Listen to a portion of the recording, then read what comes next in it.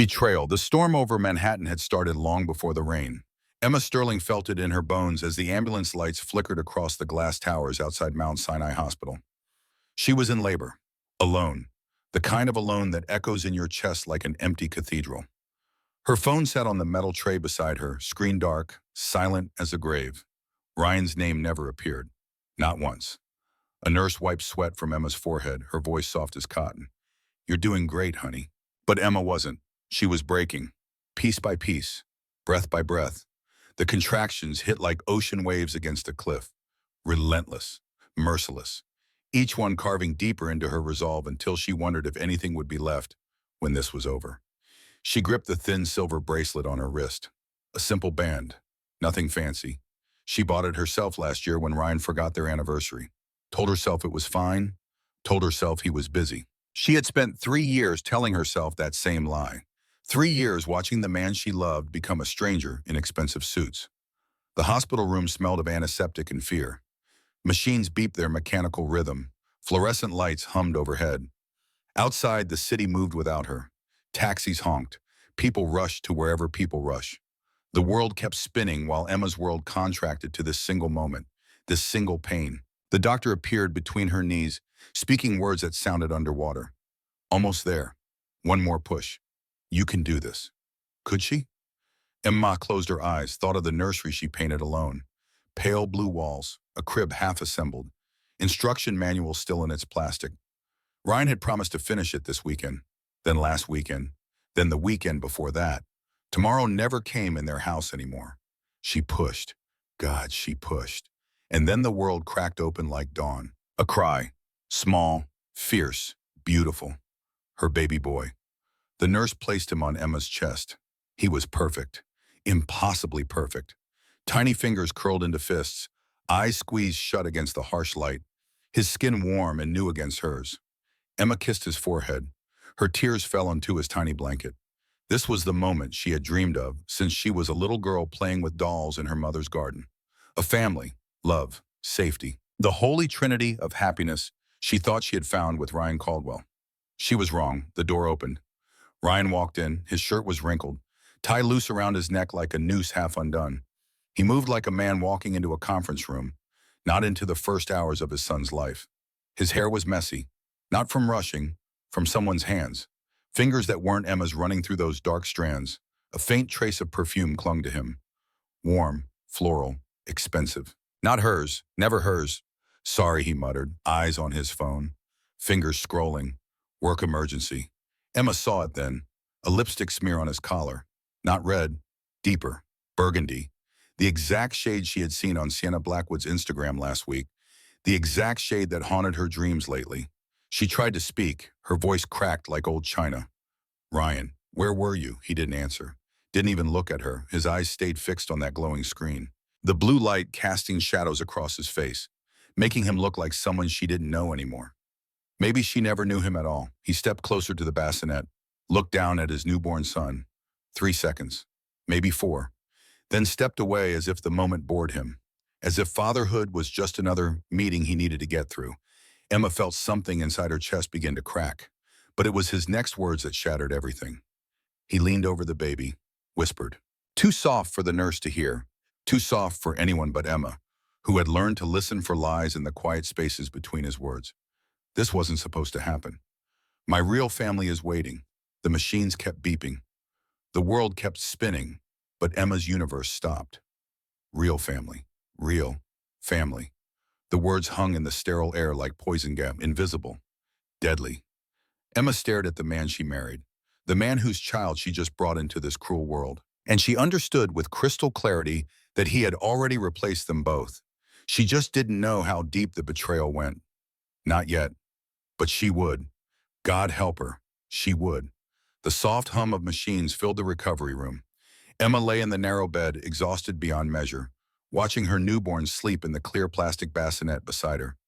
His tiny chest rose and fell, a rhythm more precious than her own heartbeat. She hadn't slept, couldn't sleep. Her body ached in ways she never imagined possible, but the physical pain was nothing, nothing compared to the weight crushing her chest every time she replayed Ryan's whispered words. My real family is waiting. The clock on the wall read 4:37 in the morning. Outside, Manhattan prepared for another day.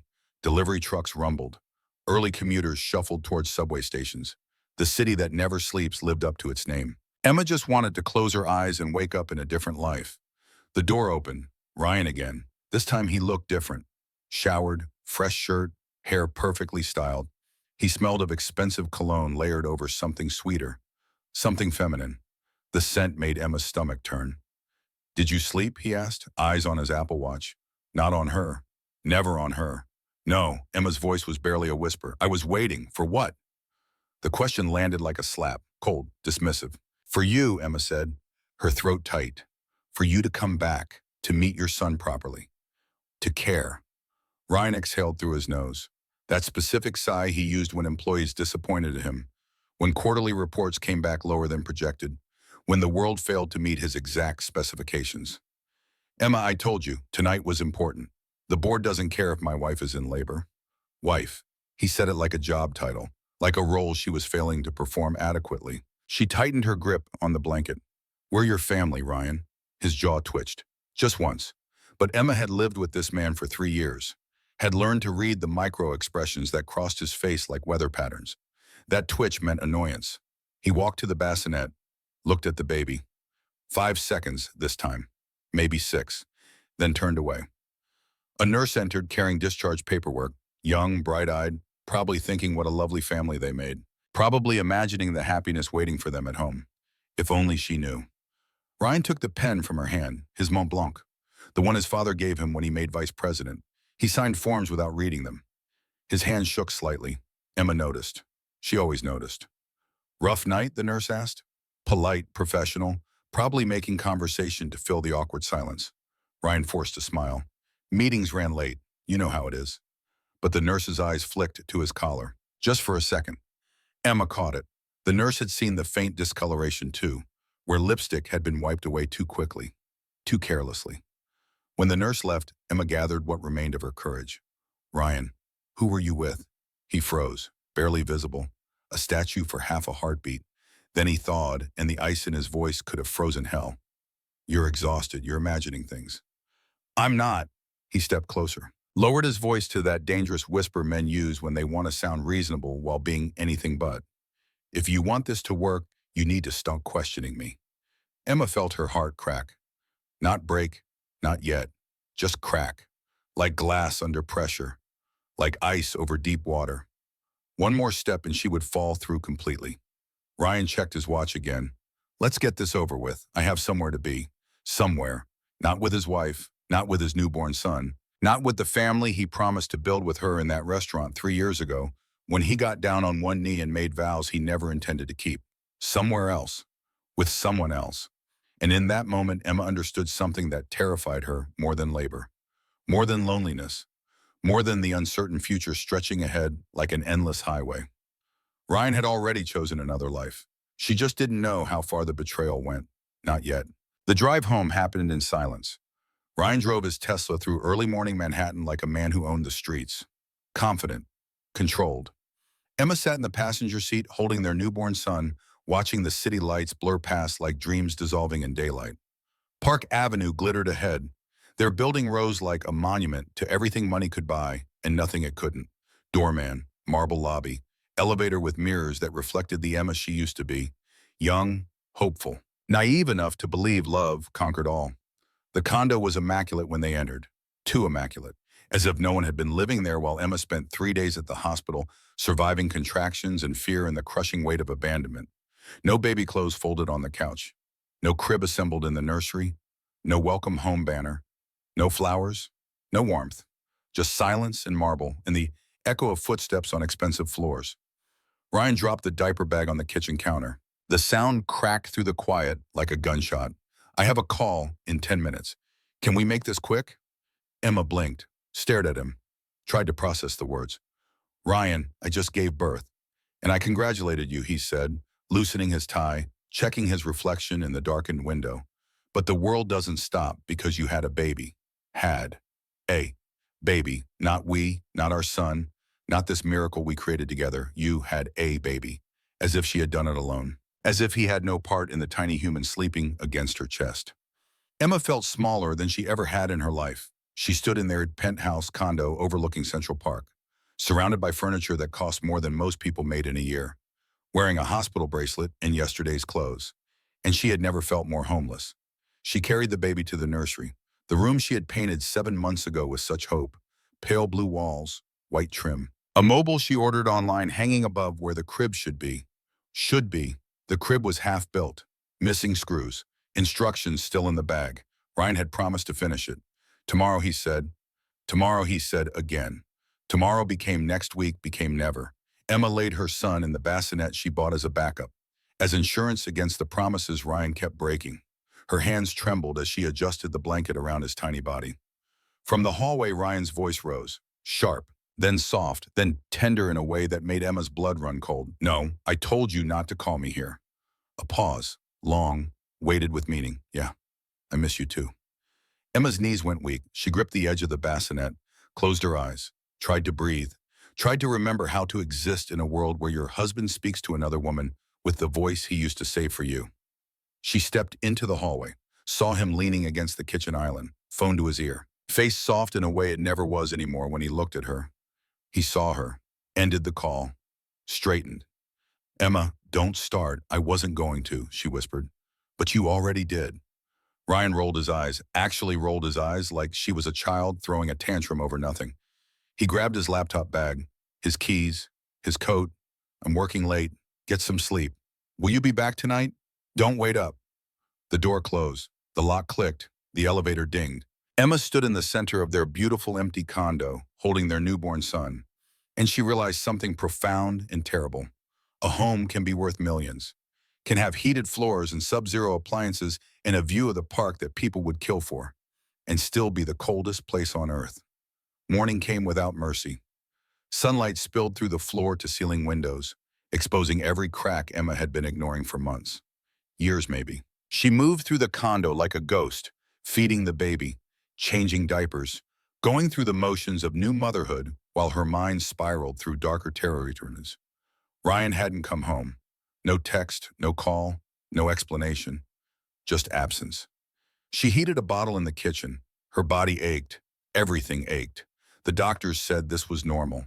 The pain, the bleeding, the exhaustion that felt like drowning in shallow water. But they never mentioned the other pain. The one that lived in her chest where her heart used to be. Ryan's MacBook sat on the counter, screen closed, Apple logo gleaming silver in the morning light. Emma had never looked through his computer before, never invaded his privacy. She trusted him. Trusted. Past tense. A soft chime broke the silence. The laptop screen glowed to life, a notification sliding across like a knife. Sienna Blackwood. "Last night was perfect. Next time, stay longer. Our future is worth it." Emma's hands began to shake. She set down the bottle, walked to the computer, stared at the words glowing on the screen like evidence in a crime scene. Her crime was loving someone who never loved her back. She clicked the message thread. Photos loaded, each one a small death. Wine glasses clinking in a dim penthouse suite. Candlelight. Soft focus. Romantic. Ryan's hand on Sienna's waist. Possessive, comfortable. The way he used to touch Emma before he stopped touching her at all. A reflection in the window behind them. His wedding ring catching the light. Still wearing it. Still pretending. Emma's throat closed. She couldn't breathe. Couldn't think. Couldn't do anything but stare at the evidence of her own stupidity. Another message appeared. "Sienna again. You'll tell her after the quarter ends, right? She'll understand. She has to. You deserve a real family. Real family." There it was again. Those two words that haunted her from the delivery room. Now here, in black and white, in messages is sent while Emma was in the hospital, while she was bleeding, while she was bringing Ryan's son into the world. Real. Family. Emma backed away from the laptop, her vision blurred, the room tilted. She gripped the counter to stay upright. Every promise Ryan ever made crashed around her like a building collapsing. Every "I love you," every "forever," every "we're in this together." Lies. All lies. Footsteps in the hallway, the elevator, keys in the lock. Ryan walked in with sunglasses on even though the sun barely touched the windows. Carrying coffee from that place on Fifth Avenue he liked. Smelling like her, like Sienna, like the woman he wanted more than the one he married. He saw the laptop, saw Emma, saw everything. "Emma, What are you doing? His voice sharp, accusatory, as if she was the one who did something wrong. Who is she? Emma's voice cracked. Who is Sienna? Ryan crossed the room in 3 strides, slammed the laptop shut. The sound echoed like thunder. You're overreacting. Tell me the truth. Silence. Long, terrible. The kind of silence that destroys marriages and ruins lives and proves that sometimes the worst thing someone can say is nothing at all. Then Ryan looked at Emma with eyes cold as winter, and he spoke the sentence that ended everything. Sienna is the woman I should have built a life with. Emma felt the world stop spinning, felt gravity reverse, felt every molecule in her body understand that this was the moment, the before and after, the line in the sand that once crossed can never be uncrossed. Ryan kept talking, words pouring out like poison. She gets me, Emma. She understands my world, my ambitions. She's the partner I need, not someone who, he gestured vaguely at her, not someone who falls apart every time things get difficult. Falls apart. Emma had given him 3 years, had painted nurseries alone, had forgotten anniversaries, had convinced herself that his distance was temporary, that his coldness was stress, that his absence was work. And now he stood in their kitchen, calling her weak for breaking under the weight of his betrayal. She looked at this man, this stranger in her husband's body, and something inside her didn't just crack. It shattered completely, making space for the woman she was about to become. The rest of the day passed in a fog. Emma moved through hours like walking underwater. Everything muffled, everything distant. She fed the baby, changed diapers, rocked him when he cried. All while her mind played Ryan's words on repeat. Sienna is the woman I should have built a life with, the woman he should have. Past tense, as if Emma's entire existence was a mistake he was trying to correct. Ryan disappeared into his office. She heard him on calls, voice loud, confident. The successful VP everyone at Caldwell Tech admired. Probably talking to Sienna. Probably planning their perfect future while Emma bled and ached and tried to keep breathing. By evening, the condo felt like a mausoleum. Beautiful, expensive, dead. Emma stood at the nursery window watching the sun set over Central Park. The sky burned orange and pink. People below looked like ants, moving, working, living their lives without knowing hers was ending. Her phone buzzed. A message from an unknown number.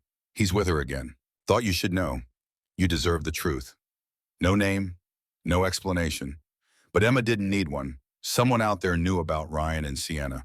Someone felt sorry enough for Emma to break the news she already knew.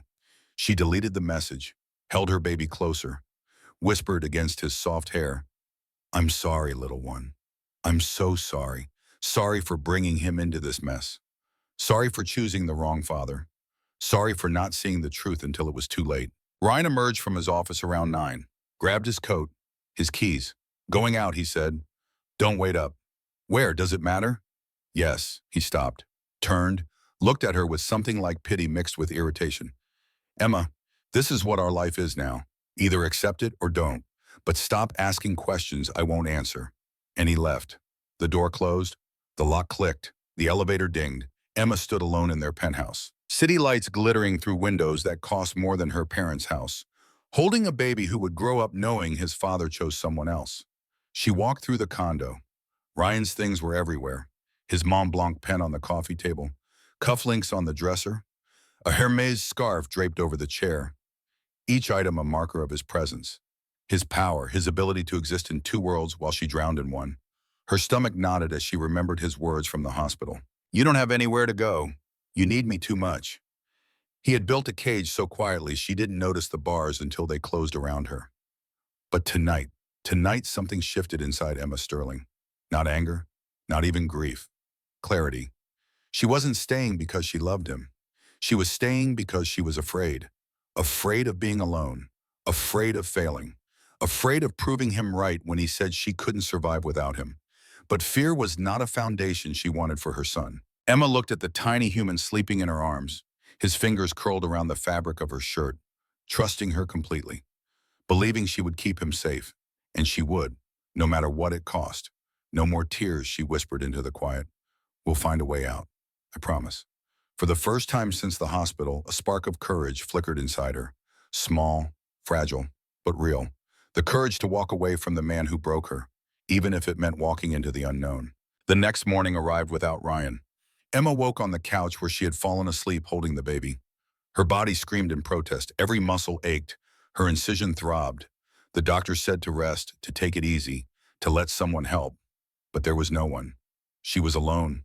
She fed the baby, changed him, bathed him in the kitchen sink because the nursery still wasn't ready, would never be ready because Ryan would never finish it.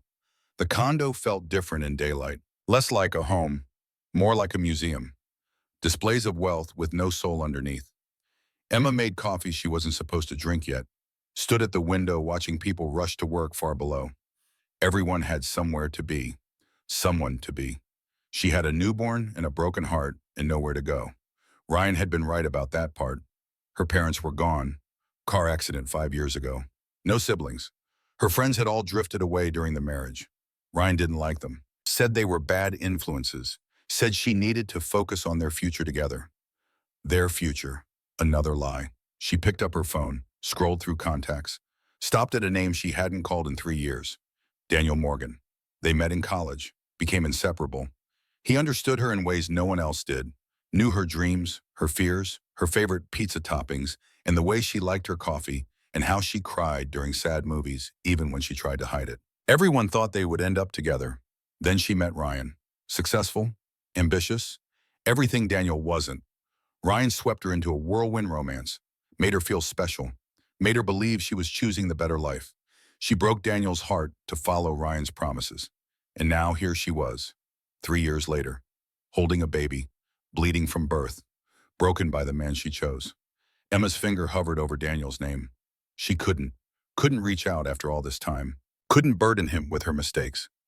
She set the phone down. The baby cried. She picked him up, rocked him, sang softly, the song her mother used to sing, about mockingbirds and diamond rings and promises parents make to children. If that diamond ring turns brass, Mama's gonna buy you a looking glass. The words caught in her throat. What if Mama had nothing to buy with? What if Mama was just as broken as the promises? Hours passed, the sun moved across the sky. Emma existed in that strange space between functioning and falling apart. She kept the baby alive, kept herself moving, but inside she was drowning. By late afternoon, she made a decision. She couldn't stay here, in this condo, in this life, in this marriage that was already over, even if the papers weren't signed yet. She needed to leave. Emma moved slowly, carefully, packing a diaper bag with essentials, formula samples from the hospital, a few onesies, diapers, wipes, everything a baby needs to survive. Nothing for herself. She didn't matter right now. Only him. Only this tiny human who depended on her completely. She dressed in the clothes she wore home from the hospital, pulled on her thin coat, the one that wouldn't protect her from the cold, but was all she had, strapped the baby into the carrier against her chest, his warmth the only thing keeping her upright. She stood at the door, hand on the knob, heart pounding so hard she thought it might break through her ribs. Where will you go? The question echoed in her mind. Ryan's voice, mocking, certain. Anywhere, she whispered back. Anywhere is better than here. She opened the door, stepped into the hallway. The elevator dinged. Doors slid open. She stepped inside. As the elevator descended, Emma felt something she hadn't felt in years. Not hope exactly, but the absence of hopelessness. A tiny crack in the darkness where light might eventually reach. She wasn't running away. She was choosing herself, choosing her son, and she had no idea that she was about to walk straight into the arms of the one person who had been waiting to protect her all along. The cold hit Emma like a physical force the moment she stepped onto Park Avenue. Winter wind sliced through her thin coat as if it wasn't there. Snow fell in lazy spirals, clinging to her hair, her shoulders, the baby carrier. Her newborn let out a small cry. The sound broke something inside her. She kissed the top of his head through the carrier, whispered apologies she shouldn't have to make. I'm sorry. I'm so sorry, baby. Sorry for taking him out in the cold. Sorry for not having anywhere to go. Sorry for everything. The city moved around her without pause. Taxis rushed past, spraying slush. People in expensive coats hurried by without looking. Manhattan didn't slow down for broken hearts or desperate mothers or newborns who deserved better. Emma started walking. No destination, just movement, one foot in front of the other. If she stopped moving, she might collapse, might surrender to the exhaustion, threatening to pull her under. The cold bit into her fingers, her face, her soul. She hadn't slept in nearly 2 days. Her body was healing from birth. Every step sent pain through her abdomen. but she kept walking. What else could she do? Her vision blurred. Whether from tears or snow or exhaustion, she couldn't tell anymore. The world tilted. Sidewalk rose to meet her. Lights smeared across her vision like paint. She stumbled. A cyclist shouted, swerved around her, nearly clipped her shoulder. Her knees buckled. The baby's cry intensified. She tried to hold on, tried to stay upright, tried to be strong enough for both of them. She failed. And then strong hands caught her before she hit the ground. Gentle, steady, real, Emma, a voice from another lifetime. Familiar, warm, impossible.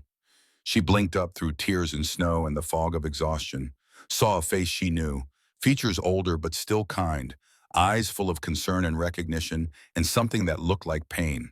Daniel Morgan, her college friend, the man who once knew her dreams better than she knew them herself, the man she pushed away 3 years ago because she thought she found forever with someone else. The man she never stopped thinking about in the quiet moments when Ryan made her feel invisible. What happened? Daniel's voice cracked slightly. Why are you out here alone? You just had a baby. His gaze dropped to the tiny bundle on her chest. Shock crossed his face. Guilt, as if he should have known, should have been there, should have protected her from whatever brought her to this moment. Emma tried to speak. Her voice came out broken, shattered. I didn't know where else to go. 3 words. But they contained volumes, years of loneliness, months of betrayal, days of heartbreak, hours of desperation. Daniel didn't ask questions, didn't demand explanations, didn't judge or lecture or tell her she should have known better. He simply acted, shrugged off his coat, warm, heavy, smelling of cedar and safety, wrapped it around both Emma and the baby without hesitation. His own shirt barely enough against the winter cold, but he didn't seem to notice. You shouldn't be out of here. Come with me. Please. Emma hesitated. Fear whispered that she shouldn't burden him, shouldn't drag him into her mess, shouldn't lean on someone she had no right to lean on anymore. But her legs trembled, her vision swam, her baby needed warmth and safety, and everything she couldn't provide alone. Daniel steadied her, placed a protective hand on her back. His touch careful, respectful, nothing like Ryan's possessive grip. You're not a burden, Emma. Let me help. The sincerity in his voice broke her last defense. The wall she had been building since the hospital, since the delivery room, since she realized her husband had replaced her before their son was even born. She nodded, too exhausted to speak, too broken to refuse. Daniel guided her toward his car, a simple Mercedes, not flashy, not trying to prove anything, just reliable, like him. He opened the passenger door, helped her inside as if she were made of glass, buckled her seatbelt around her and the baby. His hands shook slightly. The heater hummed to life. Warmth flooded the car, thawing her frozen fingers, her numb face, the ice that had been forming around her heart. Daniel slid into the driver's seat, didn't start the car immediately, just sat there, looking at her, really looking, the way Ryan never did anymore. You don't have to tell me anything, he said quietly, but I need to know you're safe, that he's safe. He meant the baby. Of course he did. Daniel always cared about the details other people missed. We're safe, Emma whispered. For now. Daniel nodded, pulled out into traffic. The car moved through Manhattan like a vessel carrying precious cargo. Careful, steady. Emma leaned her head against the window, watched the city blur past. Every block further from Park Avenue felt like breathing after drowning, like light after darkness, like possibility after despair. She didn't know where Daniel was taking her. Didn't care.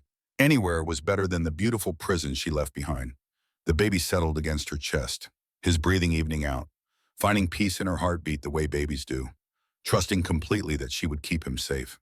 Emma closed her eyes, let exhaustion pull her under, let herself surrender to the simple act of being cared for, even if just for this moment, even if tomorrow brought new problems. Right now in this car, with this man who once loved her, she felt something she hadn't felt since before the wedding. Safety. And as Manhattan disappeared behind them, Emma realized something profound. She had just stepped out of one life and into another.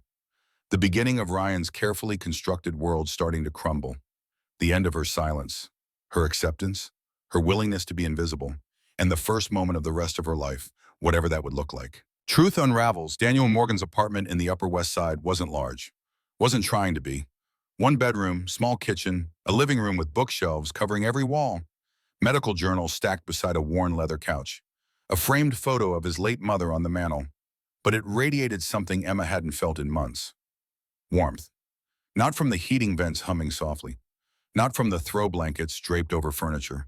From the way everything looked lived in, cared for. Like a real home instead of a showroom.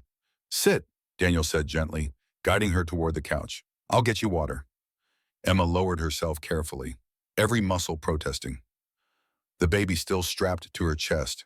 She was afraid if she let him go, she might shatter completely. Daniel returned with a glass, hesitated before sitting beside her. Not too close, respecting her space, her trauma, her need for distance, even while offering shelter. You don't have to say anything, he said quietly. But if you want to, I'm here. Emma stared at the steam rising from his tea mug on the coffee table. Gathering courage she didn't know she still possessed. The words felt stuck in her throat, jagged, painful, like swallowing glass. He called her his real family. Daniel's jaw tightened, subtle, but Emma caught it, the way his fingers gripped his mug a fraction harder. He said, our son. Emma's voice broke. Our son was a mistake. Daniel inhaled slowly through his nose, grounding himself. When he spoke, his voice was steady, controlled. But underneath, Emma heard fury. Emma, I'm so sorry. She shook her head. Sorry doesn't fix anything. Sorry doesn't give my son a father who wants him. Daniel leaned forward. Your son has you. And that already makes him luckier than most kids in this world.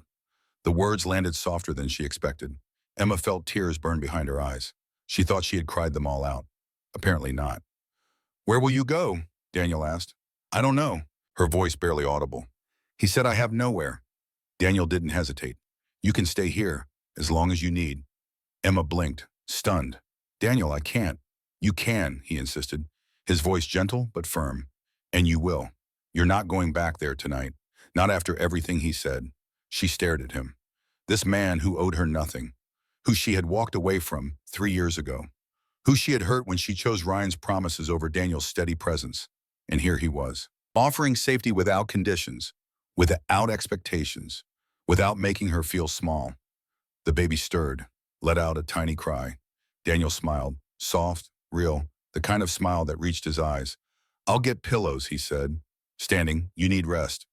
As he walked toward the hallway closet, Emma looked around the apartment again.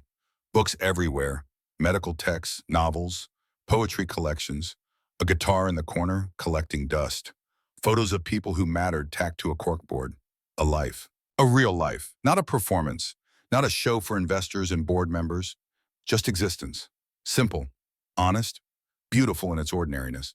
And for the first time since giving birth, Emma felt something other than fear. She felt the beginning of hope, small, fragile, barely there, but real.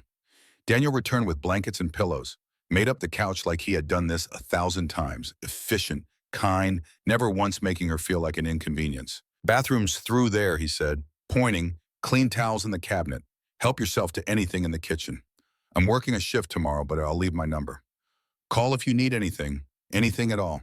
Emma nodded, unable to speak past the lump in her throat. Daniel hesitated at his bedroom door, turned back. Emma, I'm glad I found you. I'm glad you're here. You're safe now. I promise. Then he disappeared into his room, leaving her alone with her thoughts and her newborn and the overwhelming sensation of being seen. Really seen, for the first time in 3 years. Emma woke to sunlight filtering through unfamiliar windows. For 3 seconds, she forgot where she was. Then reality crashed back. Ryan, Sienna, the escape, Daniel. Her baby slept peacefully in the makeshift bassinet Daniel had created from a dresser drawer lined with soft blankets. Ingenious, careful, the work of someone who cared about details. The apartment was quiet. Daniel had already left for his shift at the hospital. A note sat on the coffee table beside a plate of toast and fruit. Had to leave early, eat something. Rest. You're safe here. Call if you need anything. Daniel, simple words, but they meant everything. Emma forced herself to eat. Her body needed fuel. The baby needed her strong. She couldn't afford to fall apart. Not now. Not when she finally had somewhere solid to stand. She fed her son, changed him, walked him around the small apartment when he fussed. Outside the windows, the city moved without her. People going to work, living their lives, unaware of the small revolution happening in this quiet space. A revolution of one woman choosing herself. Her phone buzzed. She had turned it off last night. Now 17 missed calls, all from Ryan, 12 voicemails. She deleted them without listening. 3 text messages. Ryan, Where are you, Ryan? This is ridiculous. Come home. Ryan, you're making a mistake. Emma stared at the words, felt nothing, no anger, no sadness, just emptiness where love used to live. She blocked his number.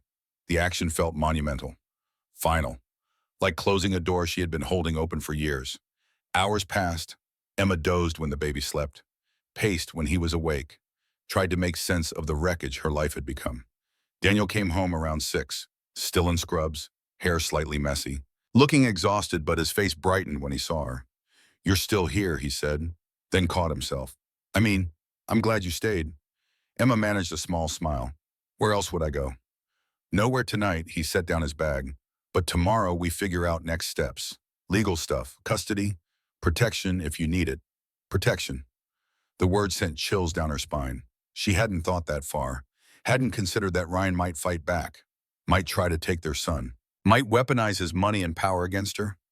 Daniel must have seen the fear cross her face.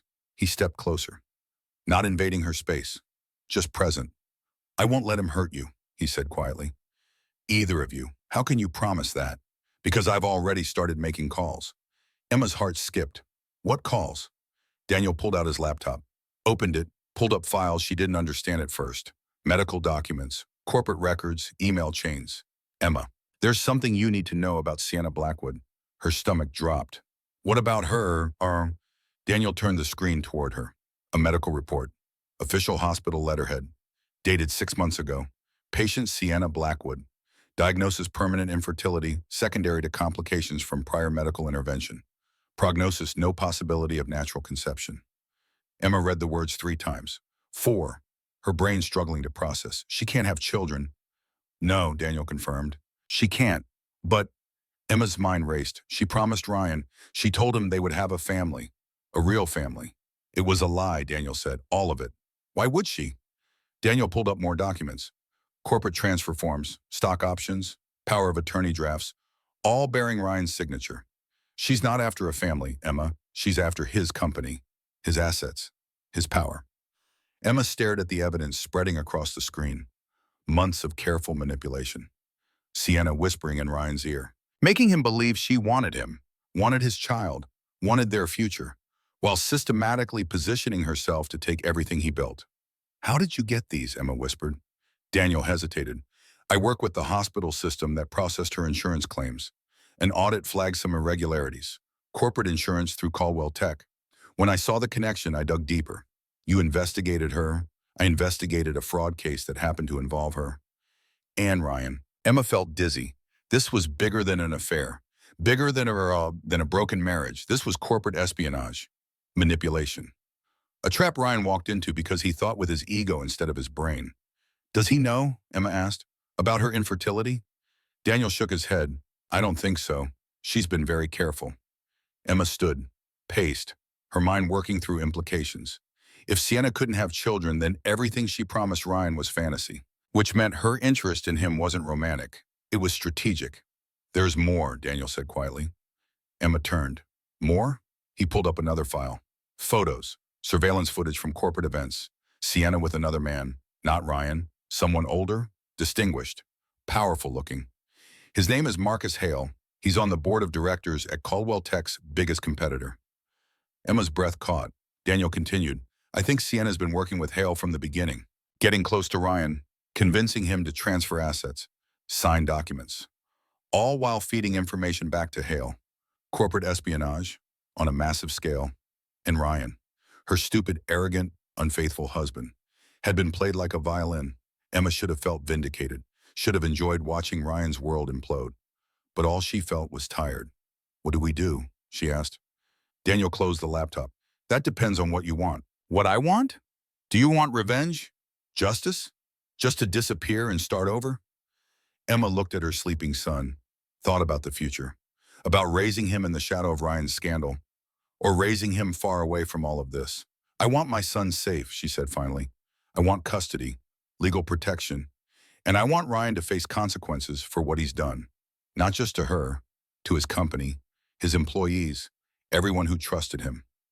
Daniel nodded. "Then we need to get this evidence to the right people. The board, the SEC, your divorce attorney." "I don't have an attorney. You will by tomorrow." Emma felt something shift inside her. Not revenge, not anger. Something colder, clearer. Determination. She had been Ryan's victim for 3 years.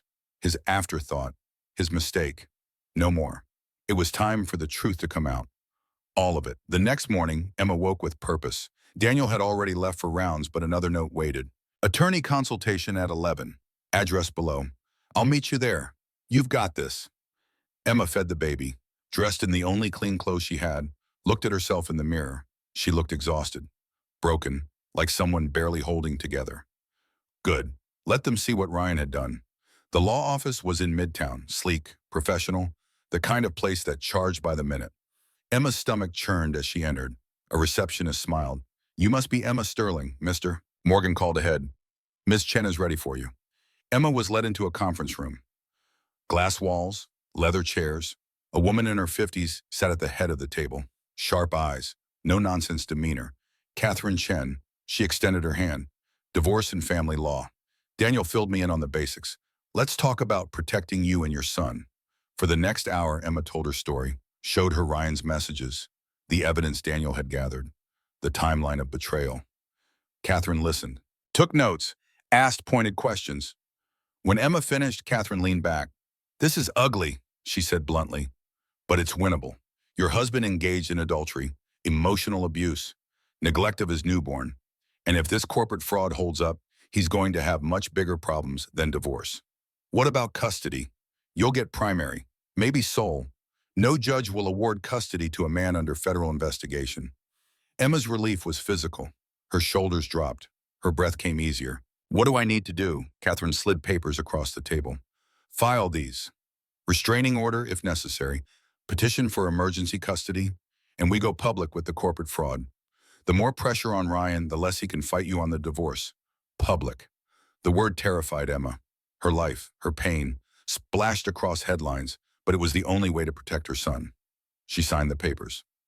Daniel arrived as they finished, looked at Emma with quiet pride. You okay? Emma nodded. I am now. Catherine stood. I'll file these today. Within 48 hours, Ryan will be served. And I'm guessing the board will have questions about these documents. She tapped the folder containing Sienna's fraud. Good, Emma said. Let them ask. They left the office together. Emma felt lighter, stronger, like she had been carrying a weight for 3 years and finally set it down. Daniel, thank you for everything. He shook his head. You're doing this. I'm just here. You're more than just here. Their eyes met, something unspoken passing between them. History, regret, possibility. But now wasn't the time. Emma had a war to win first. The news broke on Tuesday. Emma was feeding the baby when her phone exploded with notifications. News alerts, messages from old friends, her name trending on social media. Breaking. Caldwell Tech, Ryan Caldwell. Under investigation for corporate misconduct. Sources allege improper asset transfers and potential fraud. Her hands shook as she scrolled through articles, each one more damaging than the last. Affair complicates Caldwell Tech scandal. VP's wife flees with newborn amid investigation. The wife who said enough. Emma Sterling's brave escape from corporate elite's double life. They had her name, her photo, pictures of her and Ryan from happier times plastered across websites. Daniel came home early. Found her sitting on the floor surrounded by her phone and the baby, and the weight of public scrutiny. I'm sorry, he said, kneeling beside her. I knew it would go public, but not like this. Emma looked at him, eyes dry. She had no tears left. Good, she said. Let the world see what he is. Her phone rang. Catherine Chen. Emma, the board wants to meet with you tomorrow. They have questions. About what? Everything. Ryan, Sienna, the transfers. They're in damage control mode and you're a key witness. Emma's heart pounded. Will Ryan be there? No, he's been suspended. But Emma, this is your chance. Your testimony could end his career. Good. The word came out harder than she intended. She hung up, looked at Daniel. They want me to testify, will you? Emma looked at her son, sleeping peacefully, unaware his mother was about to destroy his father. Yes, she whispered. I will. The Caldwell Tech headquarters loomed like a glass tower of judgment. Emma stood on the sidewalk staring up, her baby strapped to her chest. Daniel beside her, Catherine Chen in her power suit leading the way. You ready? Catherine asked. No, but I'm doing it anyway. They rode the elevator to the executive floor. Emma had been here once. a company holiday party 2 years ago. Ryan had introduced her as his wife, then ignored her all night. She remembered feeling invisible. Not today. The conference room was full. Board members, lawyers, an investigator from the SEC. All eyes turned when Emma entered. Catherine guided her to a seat. The baby fussed. Emma rocked him gently. Mrs. Caldwell, the lead investigator, began. Sterling, Emma corrected. My name is Emma Sterling. A pause. An adjustment of notes. Miss Sterling, thank you for coming. We need to ask you some questions about your husband's relationship with Sienna Blackwood. For the next 2 hours, Emma told them everything. The affair, the messages, the promises Sienna made, the documents Ryan signed. She showed them the medical records Daniel obtained, proved Sienna's lies, watched as board members exchanged horrified looks. Did your husband know about Ms. Blackwood's infertility? Someone asked. Emma's voice steady. She lied to him, used his ego, made him believe they would have the family he threw away. Silence fell over the room. The investigator leaned forward. Ms. Sterling, are you aware that your husband transferred over $40 million in company assets to offshore accounts controlled by Ms. Blackwood? Emma's blood went cold. $40 million? She didn't know the exact number. Didn't realize it was that much. No, she whispered. I didn't know. Another board member spoke. He did this over 6 months, small transfers, hidden in routine transactions. We only caught it because of the audit. Emma felt sick.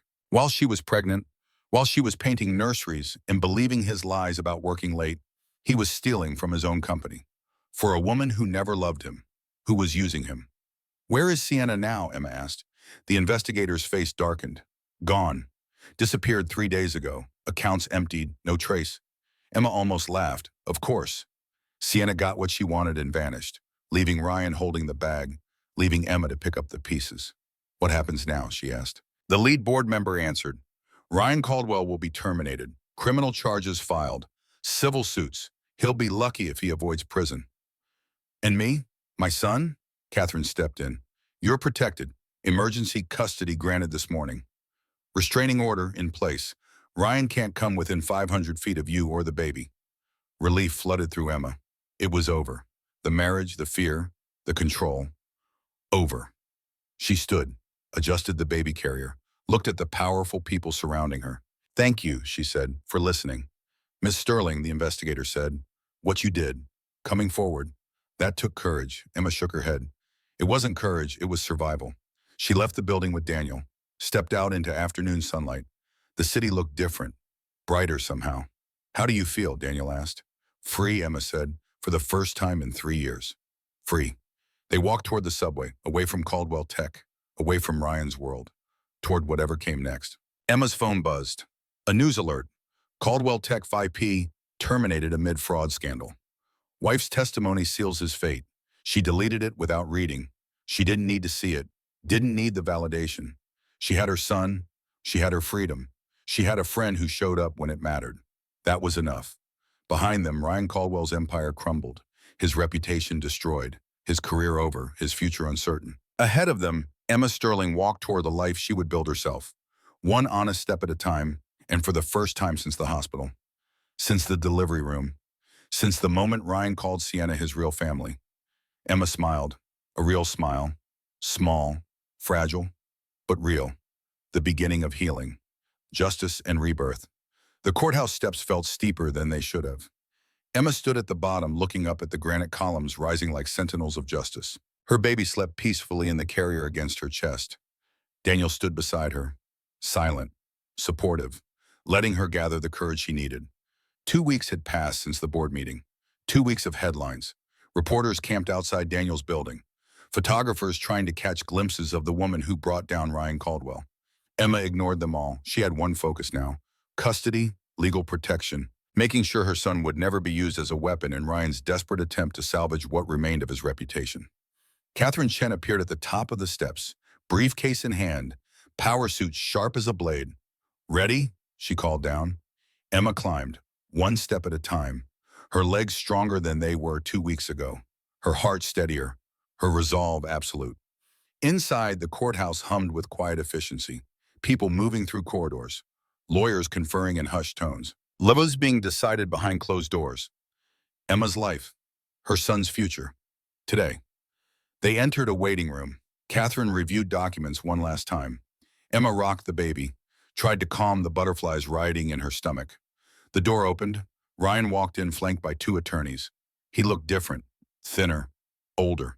His suit still expensive but worn differently, like armor that no longer fit. His eyes found Emma across the room. She saw desperation there, panic. The look of a man watching everything crumble. Good. He deserved to know how it felt. Catherine stood, placed herself between Emma and Ryan, a physical barrier. Mr. Caldwell, she said coolly, your client needs to maintain distance per the restraining order. Ryan's attorney nodded, pulled him back. Ryan's jaw clenched, but he obeyed. For once, a bailiff appeared. The judge is ready. They filed into the courtroom. Emma's heart hammered against her ribs. The room smelled of wood polish and old books. The judge sat behind an imposing bench, gray-haired, sharp-eyed, a woman who had seen every story humanity could offer. Emma hoped she would see the truth today. The proceedings began. Formal, procedural, Catherine presented Emma's petition for sole custody. Ryan's attorney countered with claims of parental rights. Emma forced herself to breathe. The judge reviewed documents in silence. Minutes stretched like hours. Finally, she looked up. Mrs. Sterling, you fled your home with a newborn infant 2 weeks postpartum. Can you explain your reasoning? Emma stood, her voice steadier than she expected. Your Honor, my husband told me in the hospital that our son was a mistake, that another woman was his real family. I left because staying would have destroyed me, and I refused to raise my child in an environment where he's considered unwanted. The words landed in the silent courtroom like stones in still water. The judge turned to Ryan. Mr. Caldwell, did you make those statements? Ryan's attorney started to speak, but the judge held up a hand. I asked Mr. Caldwell. Ryan stood slowly, his face pale. Yes, I said those things, but I was under stress. The business, the pressure, I didn't mean it.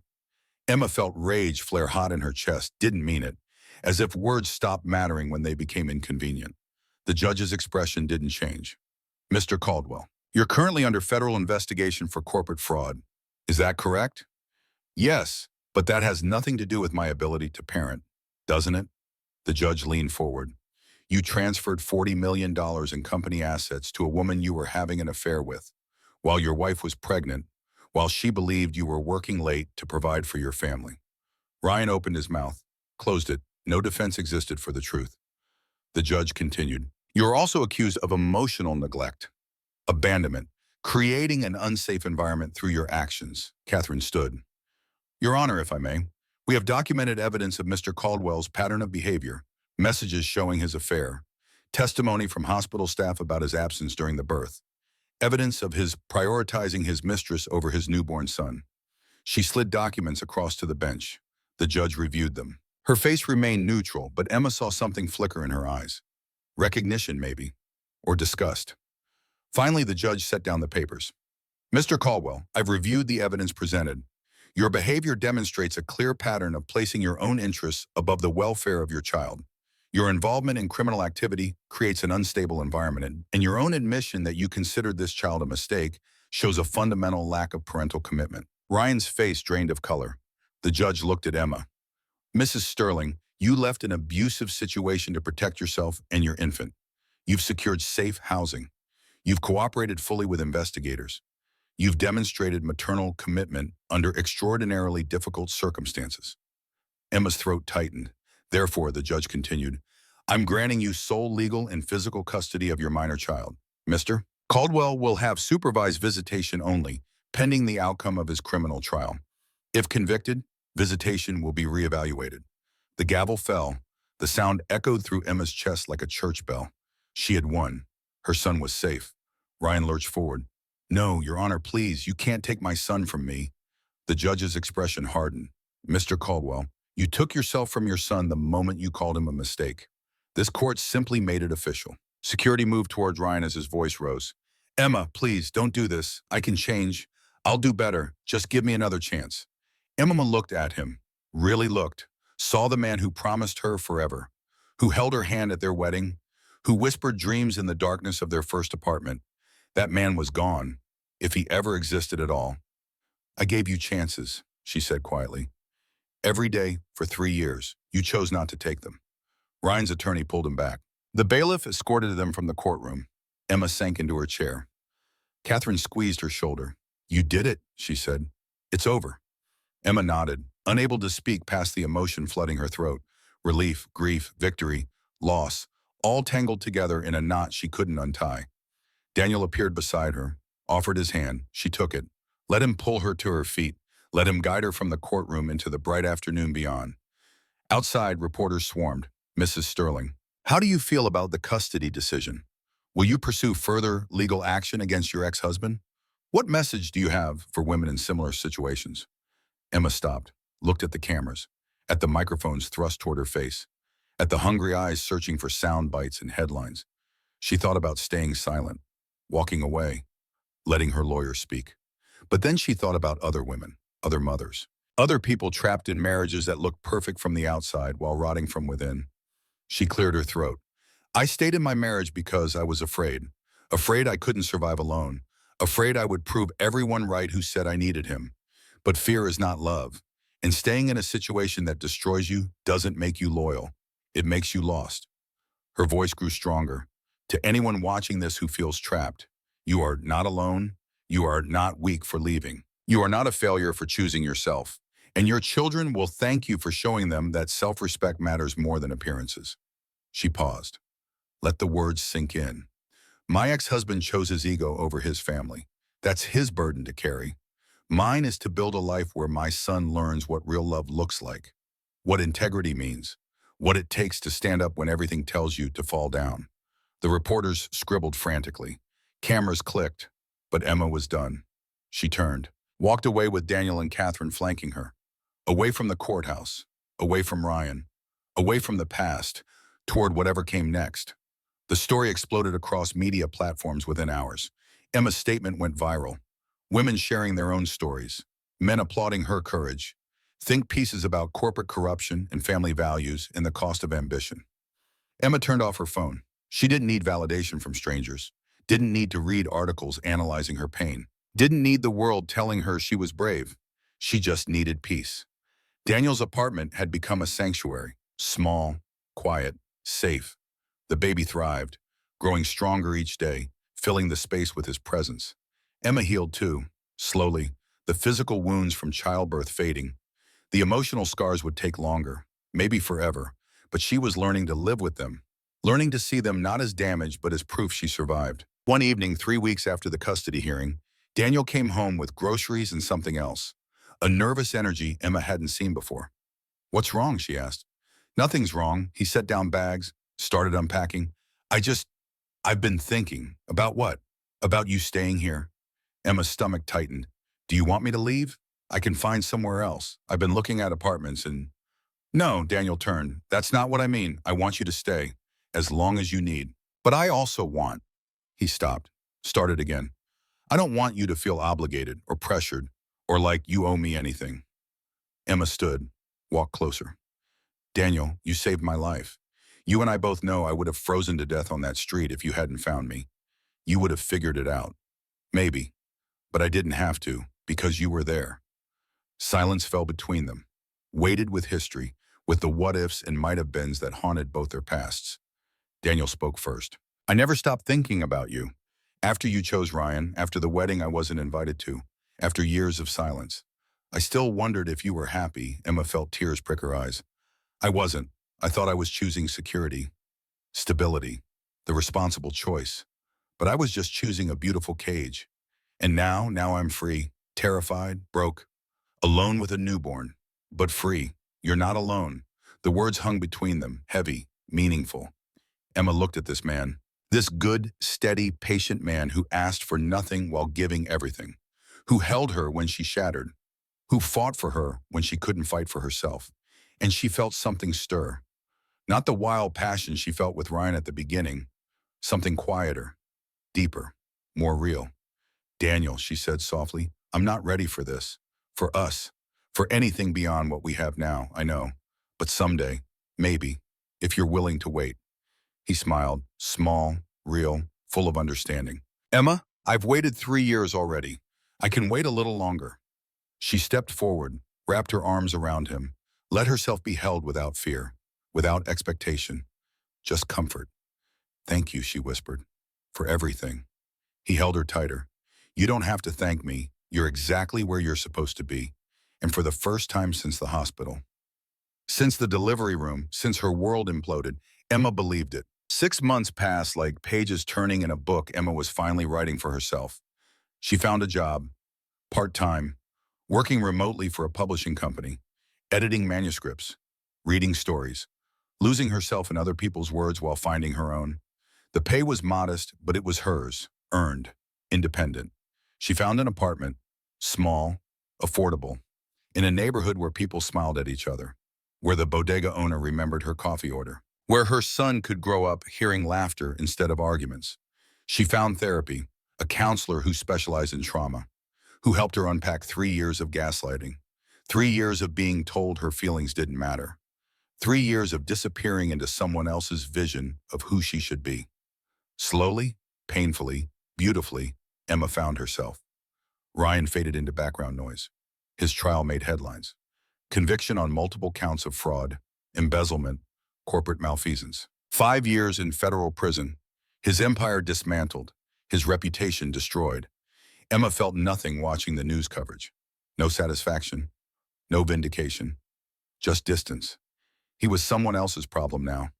Sienna was never found. Disappeared with the money. Probably living under a new name in a country without extradition. Part of Emma hoped she choked on her stolen millions. Most of Emma just hoped to never hear her name again. Daniel remained constant, visiting twice a week, bringing groceries, playing with the baby, never pushing, never demanding, just present. They talked about everything.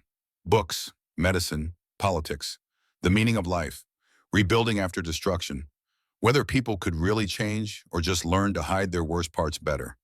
Emma learned Daniel still played guitar, badly, that he volunteered at free clinics on weekends, that he wanted children someday, a family built on honesty instead of performance. She learned he still loved her, probably always had, but he loved her enough to let her heal at her own pace. That meant more than passion ever could. One Saturday in early autumn, Daniel showed up at Emma's new apartment with a picnic basket and a mischievous smile. "What's this?" Emma asked. "A surprise. Get the baby. We're going out." "Where? You'll see." They took the subway to Riverside Park. The Hudson glittered under late afternoon sun. Leaves turned gold and crimson. The air smelled of changing seasons. Daniel spread a blanket under a massive oak tree. Emma settled with her son, now 6 months old, fat, happy, reaching for everything with curious fingers. "This is perfect," she said. Daniel pulled out sandwiches.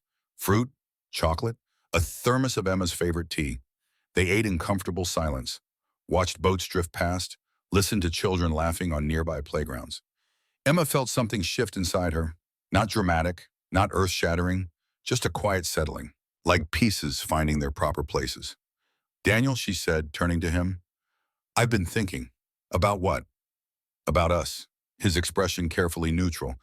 "Okay, I'm not the same person I was 3 years ago, or even 6 months ago. I'm still figuring out who I am without Ryan's shadow." "I know, but I know one thing for certain." Emma met his eyes. "You make me feel safe and seen, and like I matter beyond what I can provide or perform. And I think I'd like to see where this goes. If you're still interested." Daniel's face transformed, joy breaking through like sunrise. "Still interested?" "Emma, I've been interested since the day we met in freshman philosophy, when you argued with the professor about free will and moral responsibility." Emma laughed. "God, I was so pretentious. You were brilliant. Still are." He reached for her hand, held it gently. No pressure, no possession, just connection. "I don't need grand gestures," he said, "or promises about forever. I just want to be here, with you, with him, building something real." Emma squeezed his fingers. Real sounds perfect. They sat together as the sun lowered, the baby between them, the river flowing endlessly past, the city humming with life all around. Emma thought about Ryan, sitting in a prison cell, probably still believing he was the victim, still convinced the world had conspired against him rather than admitting he destroyed himself. She felt pity for him, almost. But mostly she felt grateful. Grateful the truth came out. Grateful she found the courage to leave. Grateful her son would never remember those dark days. Grateful for second chances. The baby cooed, reached for Daniel. Daniel lifted him gently, made silly faces. The baby laughed. Emma watched them together, saw a future taking shape. Not perfect, not guaranteed, but possible. Impossibility was enough. You're good with him, she said. Daniel looked up, smiled. He's easy to love. The words hung in the autumn air, heavy, meaningful. So are you, Daniel added softly. In case you were wondering, Emma felt tears prick her eyes. Happy tears this time. I'm learning to believe that, she whispered. Good, because it's true. They packed up as sunset painted the sky orange and pink, walked back through the park with the baby dozing in the carrier, their shoulders touching, their hands brushing, small intimacies that meant everything. At Emma's building, Daniel hesitated. Can I come up? Just for a bit? Emma nodded. I'd like that. They climbed the stairs to her third-floor apartment, small, modest, but hers. Every piece of furniture chosen by her. Every photograph placed with intention. A home built on honesty instead of appearances. Daniel settled on the couch while Emma put the baby down. She returned to find him looking at photos on her bookshelf. Pictures of her parents, her college graduation, her son's first smile. No pictures of Ryan. She had burned them all. Emma sat beside him, close enough to feel his warmth, far enough to maintain space. Tell me something, she said. Something true. Daniel thought for a moment. Something true. Okay, finding you that night, on Park Avenue, in the snow. That wasn't random. What do you mean? I've been walking that route for 3 years. Every night I'm off shift. Past your building, past the places we used to go. I told myself I was just exercising. But really I was hoping. Hoping I'd see you. Hoping you were okay. Emma's breath caught. You were looking for me. Maybe. Or maybe I just couldn't let go. I'm glad you didn't. Me too. They sat in silence. The weight of years and choices and roads not taken pressing down like gravity. Finally, Emma spoke. Daniel, I can't promise you forever. I can't promise I won't have bad days, or panic attacks, or moments where I can't trust anyone, including myself. He turned to her. I don't need promises. I just need you to be honest, to tell me when you're struggling, to let me help when I can. That's all. Emma felt something break open inside her chest. Not pain. Release, the final wall crumbling. She leaned forward, kissed him, soft, tentative. Their first kiss in 3 years. It felt like coming home. When they pulled apart, Daniel's eyes were wet. I've missed you, he whispered. I've missed me too, Emma said. But I'm finding my way back, and I'll be here. Every step. They held each other as night fell over the city. Outside, Manhattan roared and honked and lived its endless life. Inside, two people who had loved and lost and found each other again sat in comfortable silence, building something new, something real, something worth waiting for. 1 year after the custody hearing, Emma stood in the same courthouse. Different room, different purpose. Divorce finalization. Ryan sat across the aisle. Prison had aged him. Gray hair at his temples, lines around his eyes, the arrogance gone, replaced by something hollow. He didn't look at her. Good. The judge reviewed the settlement. Division of assets, child support, formal dissolution of their marriage. It took 15 minutes to end what had taken 3 years to destroy. When the gavel fell, Emma felt nothing. No relief, no sadness, just completion. Outside, Ryan's attorney stopped her. Mrs. Sterling, Mr. Caldwell wanted me to give you this. He handed her an envelope. Emma almost refused, but curiosity won. She opened it later. At home, alone. Inside, a single handwritten note. Emma, I know sorry isn't enough. I know I destroyed everything. But I want you to know I was wrong. About Sienna, about you, about what mattered. You were always the real family. I just couldn't see it until I lost everything. I hope our son grows up knowing his mother is the bravest person I ever met, even if he never knows his father. Ryan. Emma read it twice, then burned it in her kitchen sink. She didn't need his apology, didn't need his regrets, didn't need anything from him except distance. She had everything she needed. Her son, her work, her apartment, her healing. And Daniel. Daniel who proposed 3 months later, quietly, in her living room, while the baby napped, with a simple silver band that matched the bracelet she wore. Emma said yes, not because she needed him, because she chose him. Chose partnership over performance, honesty over appearances, love built slowly over passion that burned fast. They married the following spring. Small ceremony, just friends, Daniel's family, people who mattered. Emma wore a simple dress, carried wildflowers, smiled genuinely for the first time in photographs since before Ryan. Their vows were honest, promising to show up, to communicate, to choose each other daily, to build a life based on truth instead of fantasy. When the officiant pronounced them married, Emma felt something she hadn't felt in years. Peace, deep, complete, unshakable. They honeymooned nowhere, stayed home, ate takeout, watched movies, played with the baby, built a family from the ruins of what came before. And it was perfect. Not because it was easy, because it was real. 2 years after fleeing Park Avenue in a snowstorm, Emma Sterling stood in Riverside Park, pushing a stroller, Daniel beside her, their son toddling ahead on unsteady legs. The Hudson glittered under afternoon sun. Boats drifted past. The city hummed with endless possibility. Emma thought about that night, broken, bleeding, desperate, stumbling through snow with nowhere to go. She thought about the woman she was then, terrified, lost, convinced she had nothing. And she thought about the woman she was now, healed, found, rich in ways that had nothing to do with money. "You okay?" Daniel asked, squeezing her hand. Emma smiled. "Better than okay. Happy, good, because you deserve to be." They walked together, watching their son discover leaves, watching boats, watching life unfold in ordinary, extraordinary ways. Emma had learned something in the fire of her old life burning down. Pain doesn't destroy you. It transforms you. Suffering doesn't define you. How you rise from it does. She had risen from ashes, from betrayal, from the ruins of promises broken, and she had built something beautiful. Not a fairy tale, not a fantasy, something better. A real life, an honest life, a life worth living. As the sun set over Manhattan, Emma Sterling walked into her future. Not afraid, not bitter, not broken. Whole, for the first time in her life. Completely, beautifully, imperfectly whole. And that was enough. More than enough. It was everything. The end. Marcus Aurelius once wrote that the impediment to action advances action. What stands in the way becomes the way. Emma Sterling's suffering, he didn't end her story. It redirected it, made space for peace, for safety, for love that showed up when it mattered. Your value doesn't depend on who fails to love you. It depends on what you choose next. If this story reached you, may it remind you that walking away from what destroys you isn't weakness. It's the bravest thing you'll ever do. And on the other side of that courage waits a life you actually deserve. Stay strong, stay honest, stay true. Your story isn't over yet.